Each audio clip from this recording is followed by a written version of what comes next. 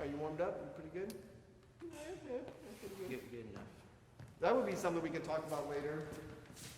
Like, what is a warm up? You know, what does that mean? I'll put that on the list of discussions, okay? All right, let's see what you're doing.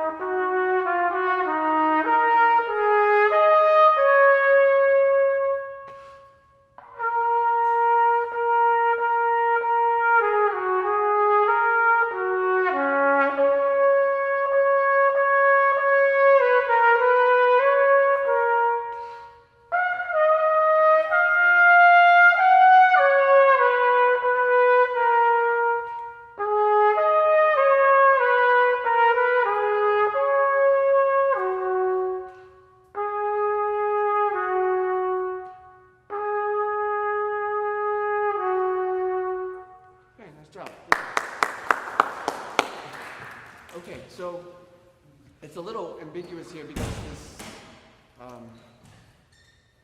I don't honestly remember. Dave, do you remember this? Is this the tempo of this? I know there's definitely a faster version. Because there's definitely a part of the quintet that's is it? There's a spot that goes that fast? Maybe I'm remembering it wrong. Okay. It's a little weird because the piano is here and you're like, what dynamic? And sometimes I get this question a lot, how loud do I play in auditions? You know, especially the question is around, if it's an offstage part, how loud do I play? Or, you know, do I play as loud as I play in the group? Or, it's a hard question. And I don't know if there's an exact way to answer, but I think it's in the area of we have to play with the right character, and sometimes volume can be deceiving. Sometimes we can play with a big, warm, fluffy sound that's really like in the mezzo forte decibel range, but it's okay. Sometimes we can play really, really soft in the decibel range, but have a loud, open sound. You follow me? And so conductors, I think, Julio, we were talking yesterday about conductor, maybe like, sometimes conductors are like, and you're like, man, I'm barely playing, but it's sort of like speaking softly like this, really it's not that loud, but it sounds loud, the character. So you have a nice warm sound with this.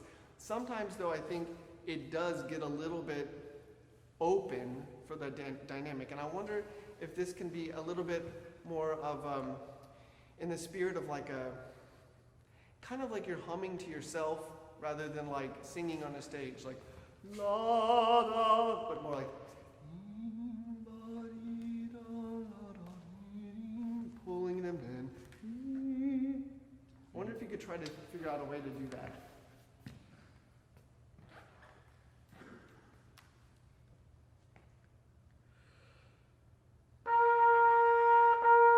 Good, keep going. Keep that. Don't get open. Spin this sound. Spin, energy.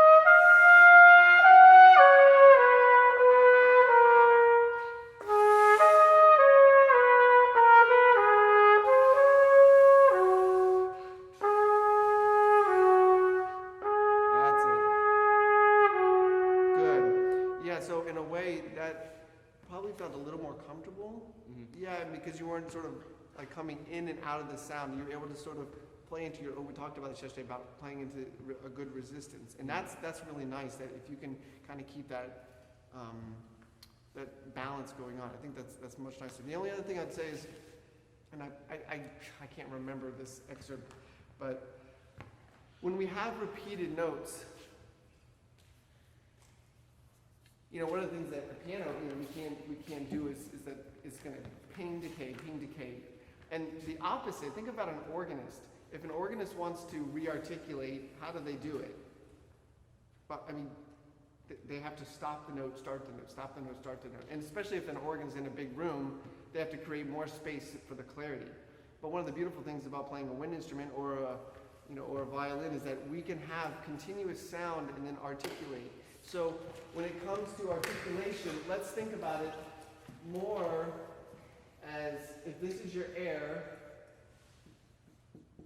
and air equals sound, hopefully, that articulation is divided sound rather than something like pom. If this is not sound, that's articulation. Pom, pom, and then we have this space. So is it possible for you to give me a little bit more of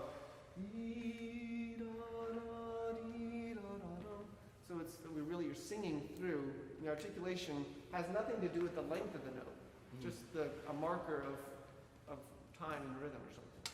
Just try the opening like that. It's actually another chance for you to just stay in the pocket rather than pum, pum, pum. You can stay in the game.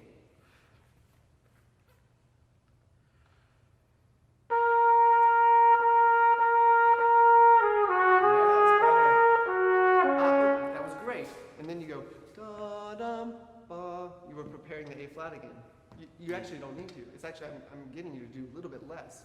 Now that you're connecting that in a really beautiful way, now can you phrase a little bit? Because it was almost awkward to phrase if you put that space. Pum, pum, pum. Now that doesn't seem right. Sing through it. And then try not to clip that. Okay? That was beautiful.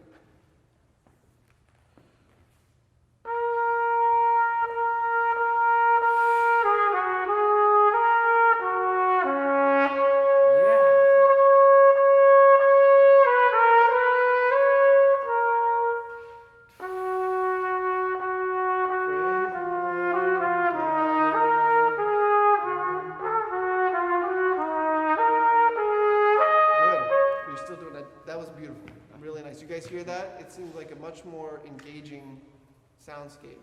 And then you're just doing a tiny bit there. And it's not, you know what it is? I don't think you're actually thinking of clipping that note. I think you just have a habit of preparing the next articulation. Da, da, da, da, da, all the way through the back ends of the notes.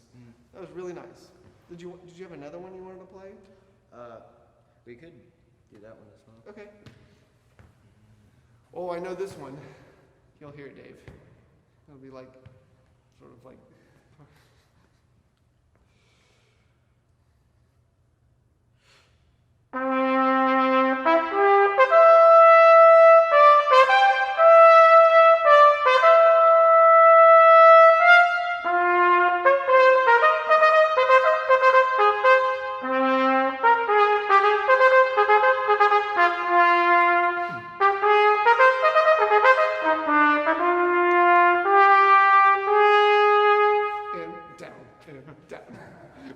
Times we played this in the band? What, 1,000, 2,000 times? What was it used for? Yeah, we would, oh my gosh, we played this so many times. And then sometimes we would get to hear the drum and bugle corps play it, and they just had a different take on it. It's like, it was great style. Okay, so one of the challenges with this piece is it's a little bit, phrasing with these ba ba ba ba dee ba ba dee da ba ba dee. If we accent those too much, then it sounds like we lose the sense of this ba bum ba dee ba dee. So again, I actually want you to think of these notes not accented but more sung through, so that we're leading to where you want. All of these places. And I think it's actually it's tripping you up just a little bit. But if you go ba-bum, ba-ding, ba-da-dum, ba-da-dum. So try that. See if you can not over accent and just sing through it.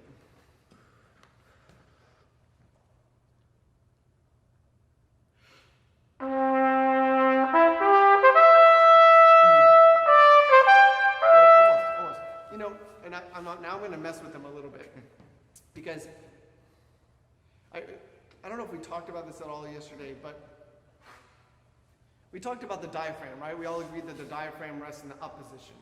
So we breathe, get out of the way, and we time. And I like to draw this funny little, if I drew this, and this represents the in breath, and this is the out breath, where do you play? Where does sound happen? Does that make sense? Does the question make sense? You guys? Hello? Yes. Make sense? Okay. Where does sound happen? Breathe in, breathe out. Yeah, and there's like obviously a changeover. Where do you connect with the sound? Wouldn't it just be right in the middle of the You tell me. switching? I want to know what it feels like to you. So this is like in, and then somewhere, the breath turns around and it's coming out. Where does the sound actually happen?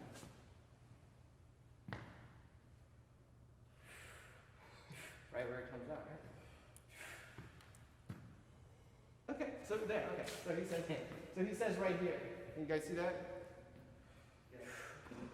I actually don't think that's right. That's like a conductor going, play.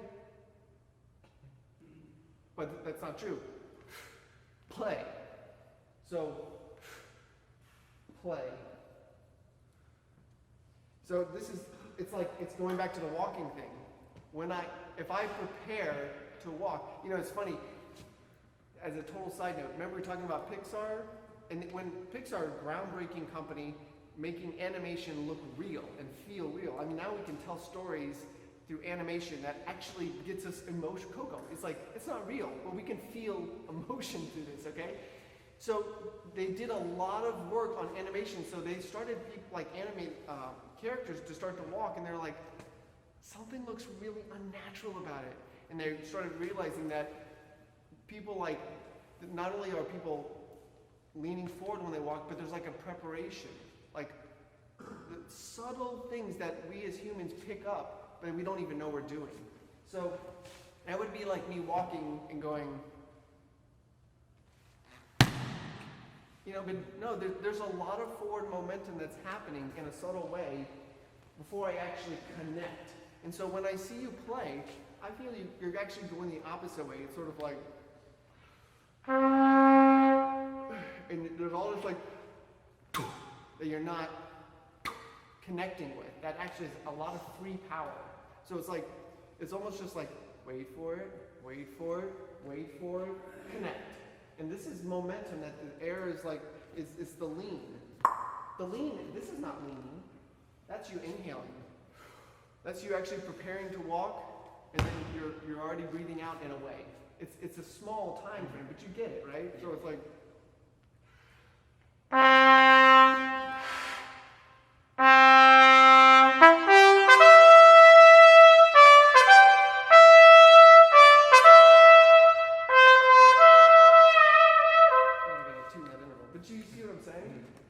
does that make sense to you all? This is like venturing into body coordination and synchronicity, I guess, but coordination maybe is better. Let's see if you can try that on that first note, waiting for it, tapping into the exhale. That's already in motion.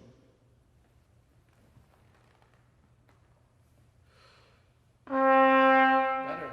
But it still feels like home rather than bum, release.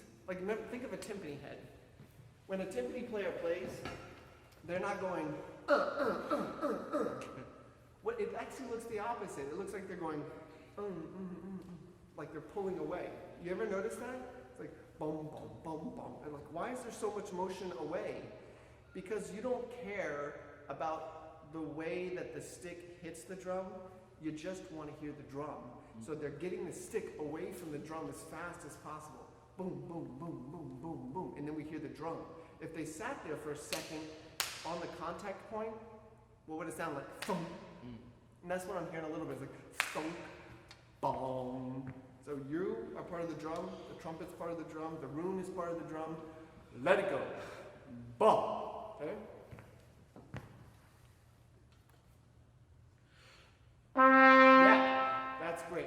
that? You guys hear a little bit more of the resonance? Good. All right, let's keep going.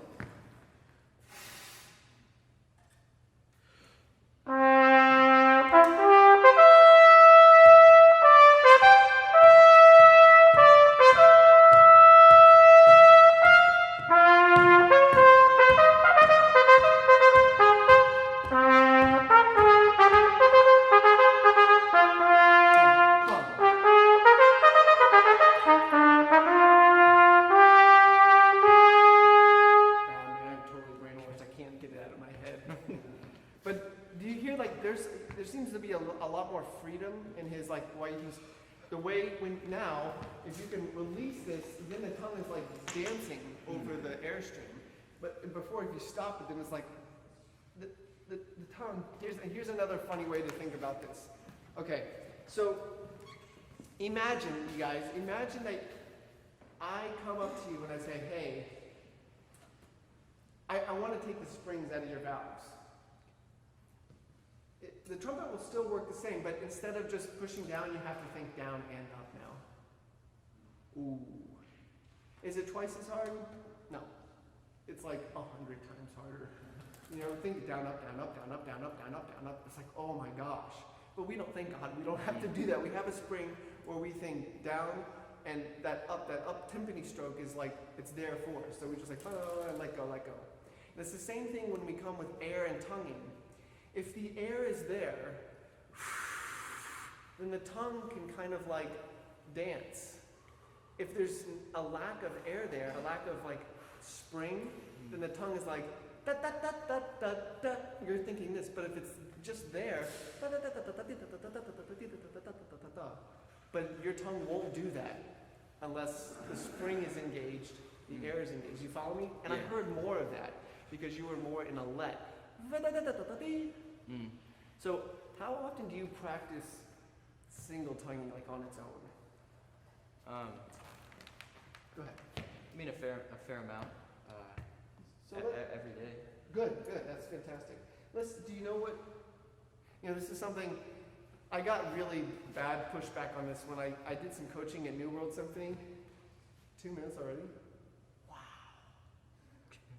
Sorry, I talk a lot.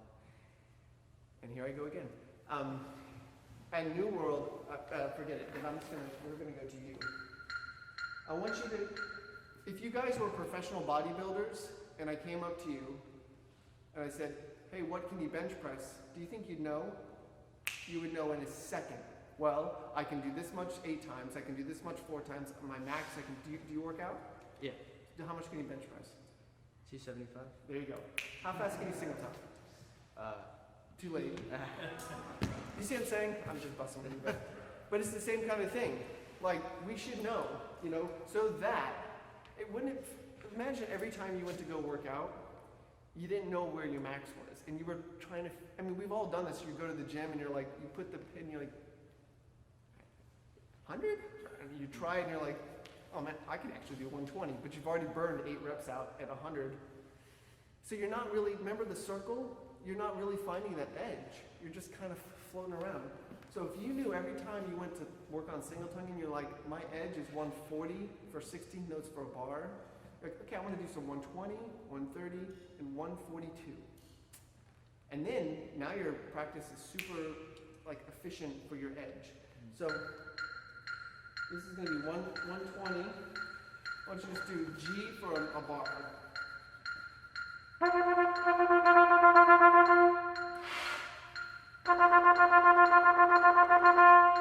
you have to do it in the same way. It's like.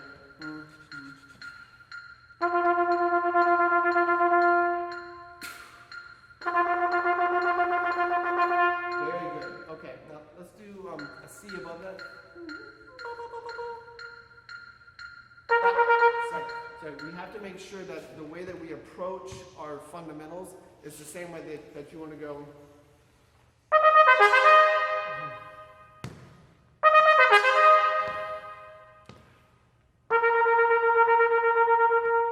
Otherwise, they're not. The young lady yesterday asked about performance, ability, and practicing.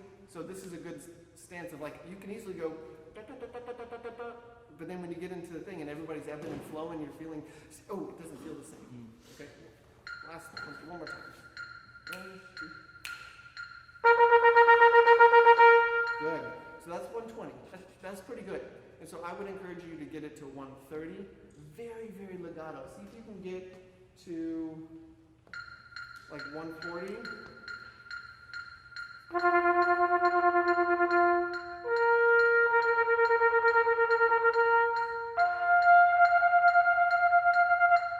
Just like very, you're getting the tongue to dance over. Okay? Nice job. Sweet, thank you. Yeah, good as